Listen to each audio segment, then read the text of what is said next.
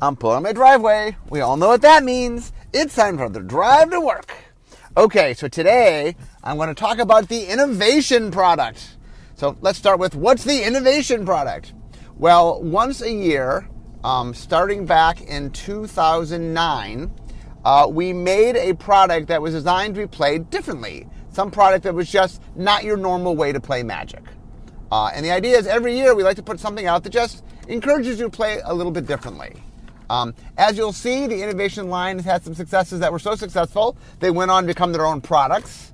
But anyway, I wanted to walk through the history of sort of where the innovation product came from and what spurred us to make the line and then what all the different things were.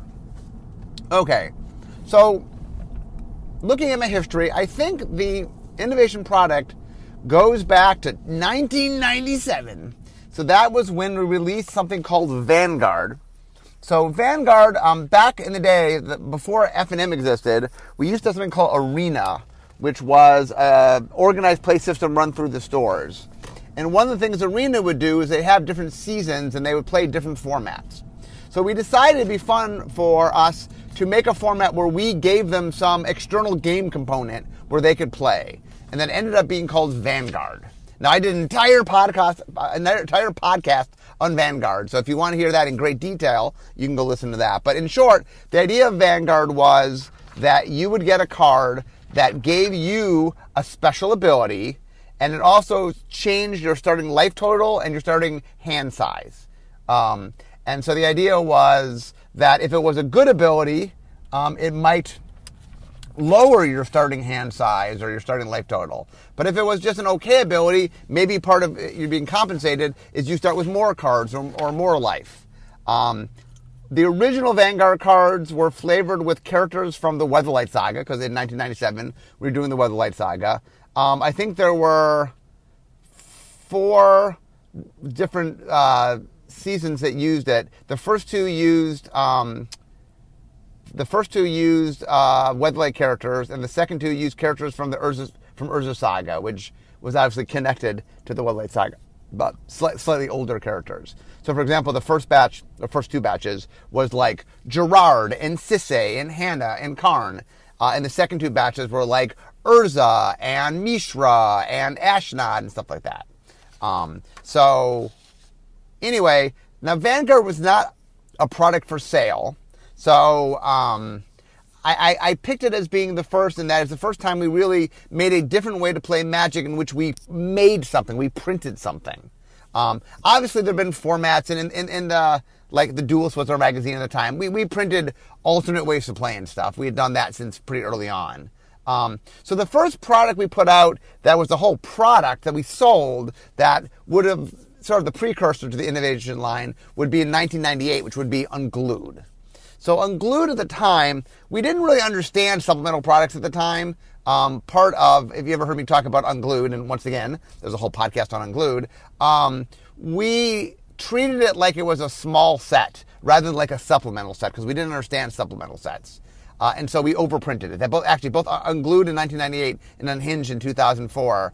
Unsets, for those that are unfamiliar, they have a silver border on them, and they have a stronger humor component, and they do things that we will not do in Black Border, both mechanically and creatively. And it's definitely sort of a parody set. We tend to make more fun of ourselves, and the mechanics are a little more out there. We do dice rolling, for example, in Silver Border. We just do things that in Black Border either doesn't work or isn't something Black Border is willing yet to do. Now, one of the interesting things is there's things that we did in Unglued back in 1998 that are just normal. Like, for example, Unglued introduced the idea of full art land that at the time was this weird novelty. And now we make sets where there's just full art land in them. So like it started as something that was kind of novelty and since became something that Magic just does. And so that is something that was, the unsets really are testing in space, but some of that space just becomes normal. Like another thing we did in Unglued was we had tokens. It's the first time we ever had creature tokens. And now that just shows up normally in packs. So anyway, Unglued and Unhinged were prior to the start of the supplemental product line. Neither of them were technically innovation products, in that the innovation product line didn't start till 2009. Both of those predate that. But in spirit, they were the kind of product that helped inspire the innovation line. And as you will see, obviously, in 2017, the third unset will come out, and stable will come out. Well, I'll get to that. Okay, so let's talk about the actual beginning of the innovation line, now that I've gone through some of the early influences. So we're going back to 2009, Plane Chase. So for those that have never played Plane Chase, the way Plane Chase works is, Plane Chase, we sold it in decks is the way we sold it. Nowadays, I think our innovation products come in boosters. Early on, we experimented with a bunch of different things. I think now, one of the goals for innovation product now is that it comes in boosters. We like selling boosters. That is not to say that we don't do deck products. We still do deck products, but those tend to be one of separate. And the innovation line now has one of the rules is that it comes in a booster. You'll see as we go along, we slowly get there. So Plane Chase, the idea of Plane Chase is based on an old tournament type that we used to call Enchant World tournaments. So in Legends back in 1994, one of the mechanics was called Enchant Worlds. We now refer to them as World Enchantments, World being a super type. So what a World Enchantment is the flavor of it represented the world you were having the battle in. And all of the World Enchantments were global effects that affected everybody. And the idea is, you're fighting in this world. Well, because of that, blah. Because of that, something's happening. You're fighting in the abyss, and creatures are dying. You're fighting in the Concordant Crossroads, and everything is haste. You're fighting in, the idea is, the idea was, as soon as someone played a new World Enchantment, the old World Enchantment went away, because the World Enchantment, you could only be fighting in one world. So the idea was, whenever you would play a new one, now that's the world you're in, the old one would go away. And back in 1994, this mechanic was strong enough, due to some of the cards, the Abyss and Nether Void being the two biggest ones, really for a little tiny, back in 1994, shaped the tournament scene for a little bit, and that you kind of had to play an Enchant World in your deck, just because you had to deal with some really dangerous Enchant Worlds. For example, I, at the time, if you ever heard my story, used to play this little weenie blue-green deck of flying men and script sprites, and this, out of the blue, I would, turn them into a 20/20 creature and kill you in one fell swoop. I used to run Concordant Crossroads. That's the green World Enchantment that grants all your creatures haste. Because I needed an answer to, it fit my deck. My deck liked having the ability to everything of haste because I was trying to beat you quickly. But it also was in there because if I ran into someone who was playing an Abyss or something, it was my answer to the Abyss. So, anyway, the World Enchantments, or Enchant Worlds as they were known at the time, inspired a tournament format called the Enchanted World Tournament. And the way it worked was, you would have a tournament, and then you would ring a bell, or something. We'd ring a bell. And then say, okay, stop. Okay, we're changing the world. We're now in the tournament's in a world. In the beginning, it was just Enchant Worlds. Later, we just would add other enchantments and sometimes artifacts that were fun. But they were always global effects. And so the idea is, okay, stop. Now this global effect is happening to everybody.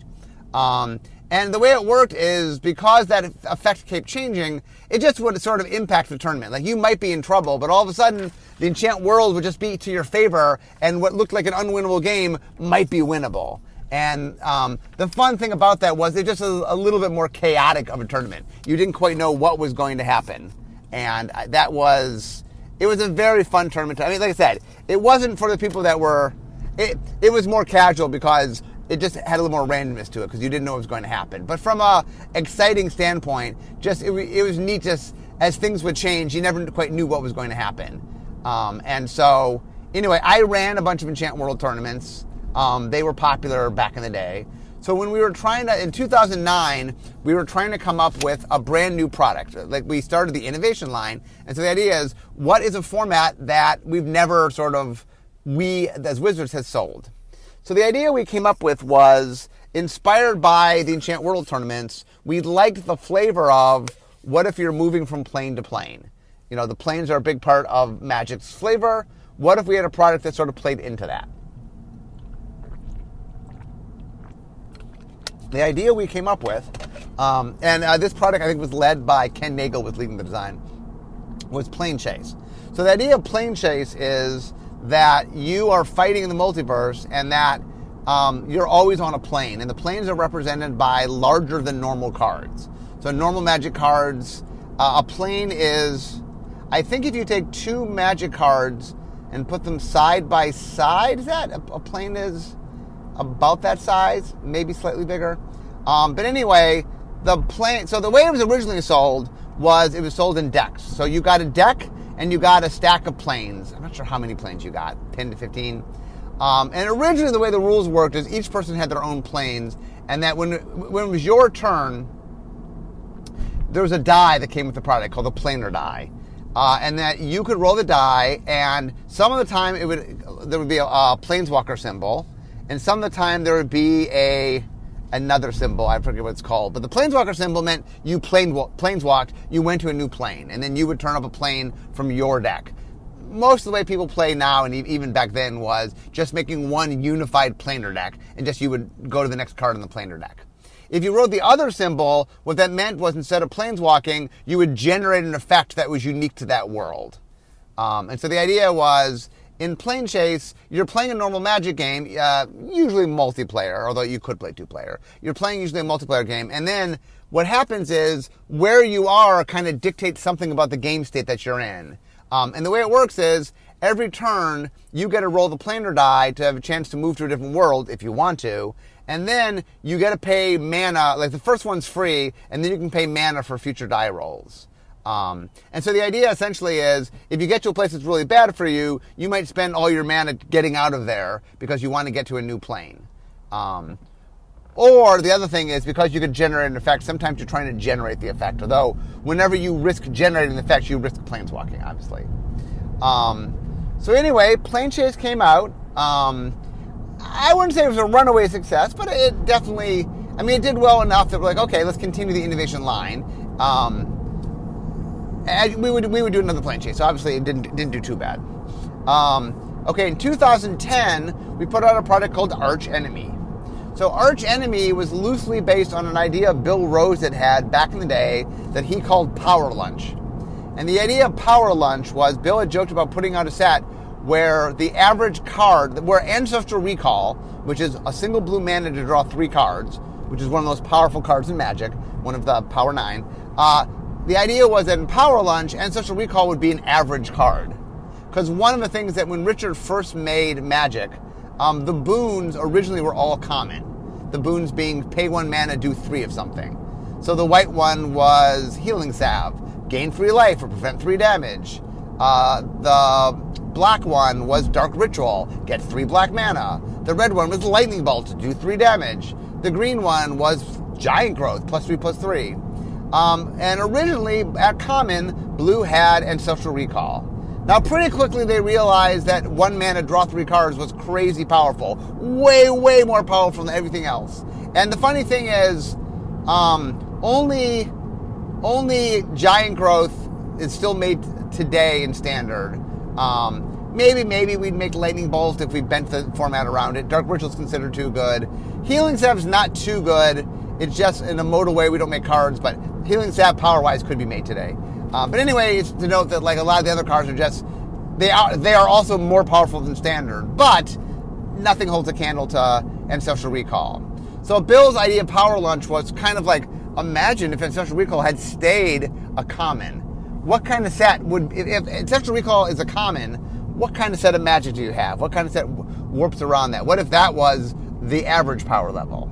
Now, we never ended up making Power Lunch, but the idea was, once we saw Plane Chase and we had the giant cards, we came up with this idea for a new format in which the giant cards represent a spell effect for one player who's just more powerful. And the idea of Arch Enemy is that multiple people take on the Arch Enemy. It's not one-on-one Magic, it's 3-on-1 or 4-on-1. And the idea of the Arch Enemy is that the Arch Enemy gets 1 card a turn, and it generates an effect. It's basically free. So basically, you get to play 1 card a turn for free, and it does something. And it sometimes will scale on how many players there are, so it allows you to take on more players. But the idea is you're trying to beat the archenemy. That's the flavor of archenemy. We would later make an archenemy tied with Amonkhet called archenemy Nicol Bolas. That wasn't technically part of the innovation line, but like I said, once we introduce something in the innovation line, sometimes you'll see it show up elsewhere and not necessarily in the innovation line. I'll talk more about that. But anyway, archenemy wasn't quite as popular as Plane Chase, I would say, was somewhat popular. Not a runaway hit, but somewhat popular. Where archenemy did okay, but not amazingly well. I mean, well enough that we continued the innovation line. But its response was like Plane Chase. I would say Plane Chase had a good response, not a great response, but a good response. And archenemy was a little bit cooler than that. Okay, in 2011, there was this format that a lot of people were playing. It was called Elder Dragon Highlander. So what had happened was some judges, I think at the Pro Tour, but also maybe at Grand Prix, after they were done judging, they invented a format that was originally based on the 5 Elder Dragons from Legends, Nicol Bolas being probably the most famous of those. And the way it worked was you picked one of those 5 dragons, and then you had to build your deck around it, meaning whatever the colors of the dragon were, that's the only colors you could play. And then you made a 99 card deck, singleton, so other than the basic lands, no reprints. And then there were a few other rules that got put into that. But anyway, the format was grown in popularity, and we were trying to do weird and fun innovations. So like, hey, what if we made a product that tied into this format? So we made our very first Commander decks back in 2011. We made 5 Commander decks. Now at the time, Commander, I don't remember the first ones did. We looked at what players were asking for, and at the time they were, I'm not sure, I forget whether we did Arc or Wedge. I think we did 3 color in the first time. But anyway, we made decks. We made 5 decks, and we officially gave the format a more formal name, which was Commander. This is why it started being called Commander. We made Commander decks. That's when we named it. Now, the rules committee, we left, like the people who invented the format has the rules committee. They still do the rule stuff today. But anyway, we made a series of decks, and they did. Remember I said Plane Chase did good and archenemy did okay? Well, Commander did great. Great. We sold out of the decks. They were a giant hit. They were gone. We went back to print, I think, a couple times. But anyway, Commander was such a giant hit that it would lead to us starting a Commander line. So in 2011, Commander was the innovation product. Now it's just we make Commander decks every year. It just went from being an innovation product to being its own line. And this is not the only time this has happened with the innovation product. So the innovation product is a nice place to do some testing and stuff. And when we find big successes like Commander, they can branch off and become their own thing. But anyway, the Commander decks, we put them on in 2011. That's the only time they were part of the innovation line, technically.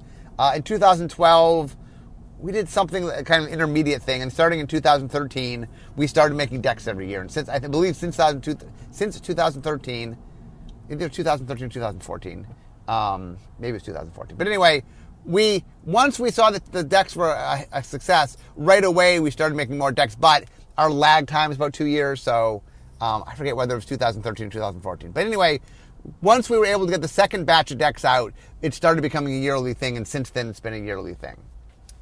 Okay. In 2012, we made Plane Chase 2012. So that was just us revisiting Plane Chase. We added a few new rules. I think there were now giant cards that weren't just planes. Like the first time we did Plane Chase, all the giant cards represented a place on a plane. So each one was not just a plane, but like this particular location, Llanowar on Dominaria. One of the cool things we did about Plane Chase, by the way, real quickly, since I'm back on Plane Chase, is we made a bunch of planes that at the time, either we had only hinted at or were hinting at places we might go. Now, it turns out some of the planes that we hinted at, when we finally went there, we ended up giving them different names for dumb legal reasons. So, like, Argos became Theros, and Mung Thing became Tarkir. So, we hinted at some worlds that we were going to go to. Not all of them ended up using the exact same name.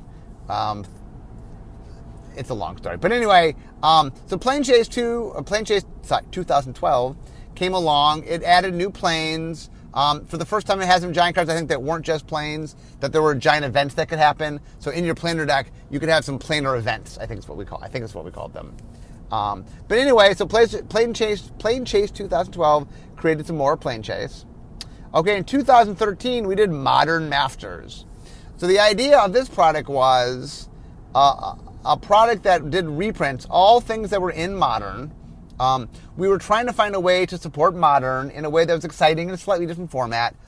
And so the idea was, what if we took cards that were in Modern and only in Modern and made a reprint product that allowed us to make a very dynamic and a more complicated draft. One of the things we had learned over time was that our most experienced there's a differential between what our most experienced drafters are capable of dealing with and what the lower end drafters are capable of dealing with. For example, Time's probably being the classic example where our franchise players really liked it and, organized play was up, but the lesser franchise players were overwhelmed and really did not like Time Spiral. So Modern Masters was us trying to say, you know what, maybe there is an audience for us to do something that's a little more complex, as you will see. We even go farther down that path coming up. And the other thing was, we knew there were a lot of cards that people in Modern wanted, so it was kind of trying to do two things at once. Whenever we make a booster product, we want to have a draft environment with it. Drafting is a big portion of the game for a certain segment of the audience. And the other, real quick, one of the things to keep in mind is that no matter what format we're making cards for, you can't make every card workable in the format. That formats aren't big enough that a large set, every single card is viable. So the thing we tend to do, and one of the reasons drafts is important, is that it allows us to make a lot of cards that, we have to fill out the product and make other stuff. And a lot of people are going to use the product to play their casual decks or fill out other formats like Commander or something. And so draft allows us to make more cards that have a relevant purpose in the thing. And draft is a very, very popular way to play Magic. One of the most popular, especially in stores and stuff. So anyway, we made Modern Masters. This was the first time we restricted. Like normally, we would print as much as we thought we could sell. Modern Masters was the first time that we limited how much we printed, and the reason for that was that because it was an all reprint product, our goal was to get more copies of cards out there, but not sort of like one of the things we're trying to balance is Magic is a collectible. We want to make sure things are collectible, right? It's something that is a key identity to a trading card, is that it's something people can collect. And so our goal in doing reprints is letting new people have access, but without, not making the people who already have the card unhappy, right? So there's a gentle balance there. So Modern Masters, by definition, was sort of limited. Now, we sold everything we had, which is, I guess, one of the advantages of a limited product. But it was very, very popular. People really enjoyed it. I would say it got a great reception. So Modern Masters, like Commander, would later go on to be its own thing and have its own line for a while. As you will see, it stays in the innovation line a little bit longer, but eventually that was where it goes. Okay, in 2014, we have Conspiracy. So Conspiracy was the brainchild of Sean Main. Sean came in second in the second Great Designer Search. Sean had this idea for a product that was half a Drafting Matters product and half a multiplayer product. That was this weird combination. And the idea was, when you were drafting, there would be cards that cared about what you're doing when you're drafting, and it was a multiplayer experience. You would play usually in groups of 4. You would draft in 8 and then play in 2 groups of 4. And then when you were playing, there were a whole bunch of mechanics and stuff that were geared toward caring about the fact that you're playing a multiplayer. So some of the mechanics were draft related, some of the mechanics were multiplayer related. And there was voting and just different things that you were doing. And we made its own, this is the first time I think we really made for a supplemental product, we really developed a world. The Conspiracy took place on Fiora. Fiora is a medieval-inspired plane that first showed up in the Dak Faden comics. Many years back, there was some comics made, And at the time, we didn't want them using any of the existing Planeswalkers, so we said to them, you can design and make your own Planeswalker. And they ended up making Dak Faden. That's where Dak Faden came from. And Dak Faden's home base was on a plane called Fiora. So Conspiracy, by the way, also printed the Dak Faden Planeswalker card, since I think this was the first supplemental set, I think, that had a Planeswalker. That was not a Planeswalker. Normally, Planeswalker showed up in standard legal sets. I think Conspiracy was the first non-standard legal set to have a Planeswalker, I believe. Anyway, Conspiracy was quite popular. People really liked it. And it's funny, this is a perfect example of what an innovation product is for, in that it was a weird thing. Like when Sean first pitched it, there's a lot of skepticism. Like, well, who's playing that? And Sean, what he did was he sort of mocked some stuff up, and he made some drafts happen and said, look, let's just do this. And people played it. He made a prototype, and they're like, wow, this is really fun. And he ended up getting pretty fast track, too. I think we didn't know what the 2014 product was going to be. The funny story behind the scenes, by the way, during all this is I, at this point, had started making Unstable, and we were trying to convince them that we should make Unstable. But at the time, because Unglued Unhinged had been overprinted, there was a lot of perception that people didn't want an unset. And so we were, the Council of Marks was inside Wizards trying to compete. And the fact that they didn't know what to do in 2014, I was trying to convince them, well, I know what to do in 2014. We have an unset. Ta-da! But anyway, Sean managed to convince them that we should do Conspiracy, so we did Conspiracy. But it's just one of the things I used to tease Sean about was within us starting to make Unstable, so many sets would come out in the meantime. And we had started Unstable before Sean had pitched Conspiracy.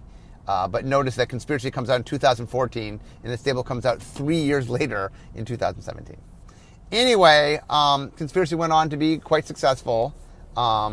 Okay, so in 2015, we made Modern Masters 2015.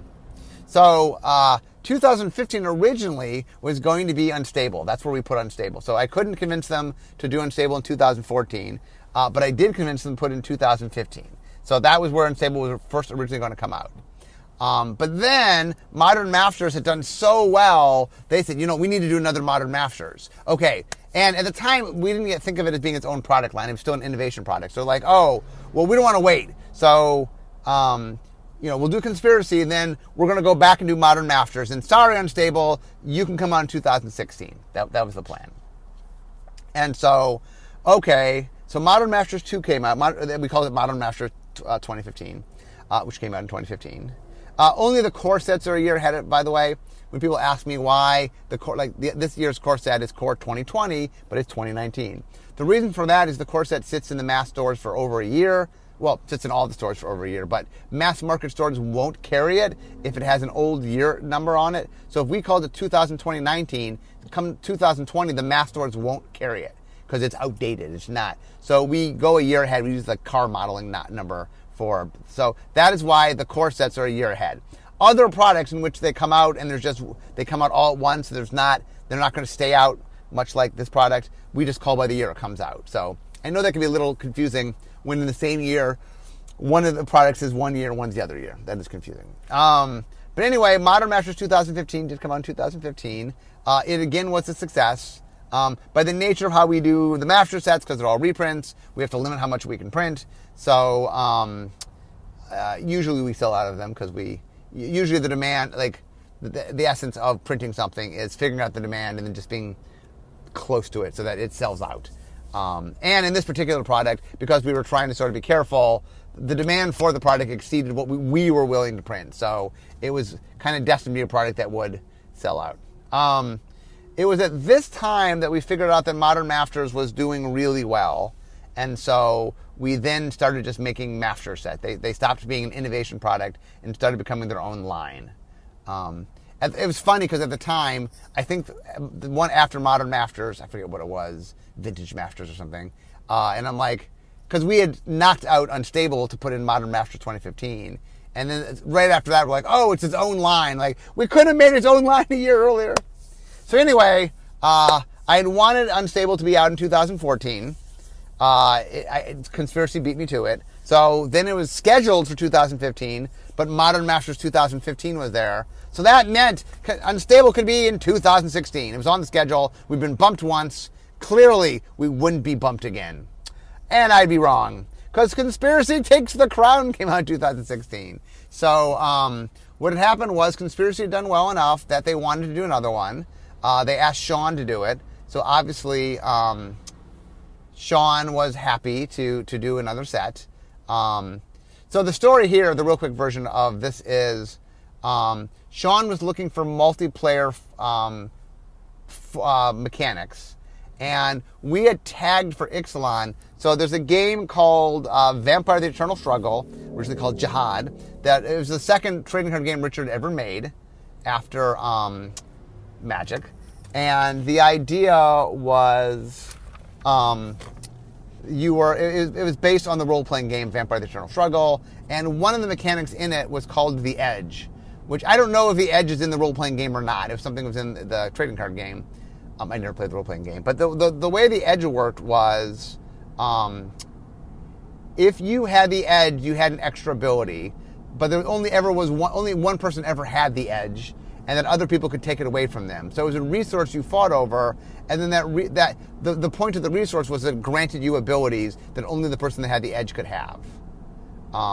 And so it was a cool mechanic that I'd always eyed in the back of my head as, hey, here's something neat that Magic hasn't done. What if we use the Edge in Magic? So when Ixalan first got created, like early on, when it was just kind of like the Age of Exploration world, one of the things that I was asked was, hey, what kind of mechanical hook do you think you can find for this world? And so what I said is, if we went from, instead of having two factions, so originally there was 2 factions, what if we made this a 3-faction world, which we had not done, or not done in a long time, and not done formally in really forever, and let's use the Edge as a means to sort of they're fighting over resources. Meanwhile, before that set started, Conspiracy Take the Crown, Sean came to me and said, we really think that we have an interesting mechanic that's like the Edge. Do you mind if we do that? And so what I had said to him was, well, feel free to experiment with it, see if it works. I said, I'll start up an exploratory design team for Ixalan so that we can look and see if we think Ixalan could use the Edge mechanic, and then we'll get back together. And I said to him, be aware, if the two are going to fight each other, the standard legal set's going to have priority over the supplemental set. So anyway, Sean went away. They worked on it. I went off in exploratory design, and we worked on it to see how the Edge played in 2-player play. And what we found at the end was it actually worked pretty well. I was pretty happy. I was like, oh, this actually works in 2-player. So I came back to talk to Sean, and Sean said, oh, it works amazing. It's amazing in multiplayer play. It's a great mechanic. Please, please, please, can we have it? And I was like, okay, Sean, I was very clear about this. We went together. Look, this is scheduled for Ixalan. Ixalan's, a standard legal set. It's a much bigger set. It has priority. And then Sean went over my head. This is the system. This is how the system works. Sean appealed my decision to Aaron, who's my boss. And Aaron ended up saying, he goes, look, because Modern Horizons was done. They were supposed to go to development, where Ixalan had not yet started design.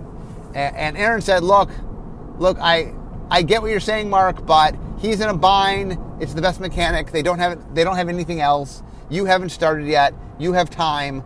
Let's just give him the mechanic, and you'll find a different mechanic. So Take the Crown, the Monarch mechanic, ended up going in Conspiracy Take the Crown. And then Ixalan ended up we ended up going a tribal route that we hadn't originally, and instead of 3 factions, we had 4 factions, and a bunch of stuff changed in Ixalan. But anyway, Conspiracy Take the Crown literally took the crown. Took the Monarch mechanic. So it went on. People liked it. It was fun. It was again in Fiora. It introduced Kaya, by the way. The Planeswalker name was Kaya, who would go on to join the Gatewatch many years later. Anyway, so that was successful. Okay, now we get to 2017. So 2014 is when I'd wanted Unstable to come out. 2015 is when I was promised it would come out. 2016 was when I was promised for the second time it would come out. And then 2017, so originally it was going to come out in the summer of 2017, and then it got pushed back to December of 2017. So it got moved 3 times. But finally, in December of 2017, after many years, Unstable came out. So that was the 3rd unset. The only unset that technically was part of the innovation product line. Part of what Unstable was trying to do was I really needed to sort of introduce the unsets to a modern era. We had not done it for 13 years, since 2004. So that was a long time. And I often talk about how the average Magic player plays like 9+ years or whatever. But the average Magic player, more than half the Magic players had never played an unset. And so it was definitely something different. And one of the tacks we took with Unstable, and once again, I have a whole podcast on Unstable. A bunch of things I talked about today, or some of them I have podcasts on. All the unsets I have podcasts on. Vanguard I happen to have a podcast on. I think I might have a podcast on Commander, and I might have a podcast on Conspiracy. Anyway, I was able to do an unset for sort of modern times. We had world building. We made Babylovia, which was its own plane in the Universe, which is the multiverse for the unsets have their own multiverse, different multiverse. There's a lot of overlap of characters and things. Like there's an Urza in both. Ours is just a disembodied head. But anyway, we were able to make it. The biggest thing that I did with Unstable that I had not done with Unglued or Unhinged was when I originally made those sets, the philosophy I had was the whole point of them is to mix them in with existing sets. So are you going to draft a set? Well, take out one of the normal packs and put in an unpack. And that'll just, give a little extra something. The idea was it was meant as a way to sort of mix up what you're doing. What I found was no matter how much I told people that they could mix Unhinged and Unglued with other stuff, they didn't. They just did it by itself. So I said, okay, I'm just going to make a draft environment that plays by itself. And the idea being was, look, I'll introduce new cards that you can add to whatever format you want. And we were very conscious of other formats. We made cards with Cube in mind. We made cards with Commander in mind. We made a lot of casual cards in mind. And the idea being, like a lot of the stuff in the unsets, I mean, while there is some silly stuff, we Unstable kind of dialed down what I would call the silly mechanics. There's a little bit of physical stuff and a little bit of vocal stuff, but a much smaller notice, and a lot more was us playing in what I call future space. For example, we did Contraptions, which had an external deck. Magic's never had an external deck. Will it one day make use of an external deck? Maybe. And it's the kind of thing we're experimenting now in Silver Border that can maybe pave the way. We also did Host and Augment, which allowed you to have sort of a meld variant where you played a creature, which was the host, and then you could augment onto it sort of a half a body, and then it become a combination. And so you can make something, half squirrel, half pony, or stuff like that. But anyway, we really did a Silver Border with a modern sort of, like whenever we do unsets, I always try to take whatever tools Magic has available to it. And so we did a faction set. That's something that back when Unhinged had been made in 2004, we hadn't yet done a faction set. Or not in the way that like Ravnica had done them. Obviously, you could argue stuff like Fallen Empires had factions to it. But in a modern sense, we did a faction set. We did world building. We just did a lot of things you don't normally get to see or hadn't got to see before in the Silver Bordered set. Unstable did really well. The stat I like to do on Unstable is it was the best-selling non-Masters supplemental set. So it did very well. Hopefully that bodes good things for the future. For some reason, every time I want to do an unset, it always is a little bit of a battle. But I'm stubborn, so I'm hoping. Next, in 2018, we did Battlebond. So Battlebond was inspired by the idea of, I think once, after the last plane chase in 2012, I think we had made the decision that we liked the idea of making innovation products be in the boosters. In general, the reason for it, boosters just are our best money makers, and the innovation product already has to kind of support itself.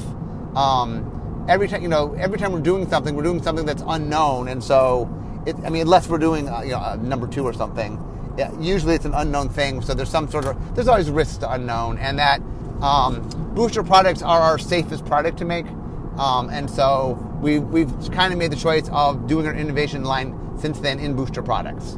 Anyway, Battlebond was trying to take a popular format, two-headed giant, and try to put it in a booster. What if you made a draft product that you could play in two-headed giant? That was the philosophy behind Battlebond. And so the idea was that it was designed so that you would draft it head-on-head, a two-headed draft with you plus another team, and then you would play. And it was designed so that your decks were synergistic. It had the partner mechanic where if one player gets one card, the other player can get their card, and the cards play well together. We introduced Will and Rowan, which are twin. We didn't know at the time that Urza and Ugin are twins, but not Uza. Nicole Bolas and Ugin are twins. Ugin and Urza are not twins. But anyway, we introduced them, and they got a partner with each other. So it was definitely, once again, like I said, the innovation product's trying to always push boundaries and go to new and different places. So it was kind of cool to see Battlebond do that. Battlebond went over pretty well. So it took place on the plane of Kylim, and it took place in an arena called the Valor's Reach is the name of the arena. And it's where all these battles take place. And so creatures from across the multiverse come here and battle. Anyway, and it was playing up a lot of our sports metaphors and stuff, kind of fun. We did a bunch of top-down sports stuff. Okay, then in 2019, we made Modern Horizons. That's our innovation product. And that was inspired by Time Spiral. Time Spiral was this weird thing where the enfranchised players really enjoyed it. Organized play was up. But the average players really had an issue. And that was something like we realized that it was hard for us to make that kind of product in the standard legal set.